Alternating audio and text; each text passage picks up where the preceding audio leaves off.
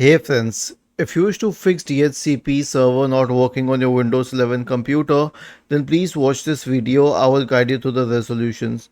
So, first of all, search for services in the Windows search bar and open services. Scroll down to the DHCP client service, right click on it and select restart. After selecting restart, you need to restart your computer as well, otherwise the internet will not work. So right click on the start button, select shutdown or sign out and then restart it.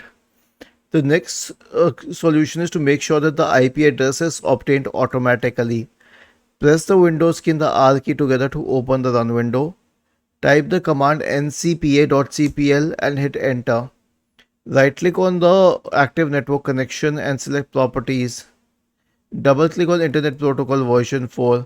Make sure that it is selected and obtain an IP address automatically and not the second option. Click on OK to save the settings.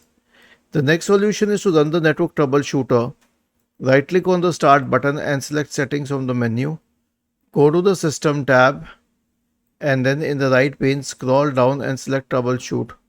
Select other troubleshooters and then you can click on run corresponding to the network and internet troubleshooter. The last solution is a network reset. Right click on the start button and select settings from the menu. Go to the network and internet tab. Select advanced network settings, network reset and then click on reset now and finally click on yes. Was this helpful?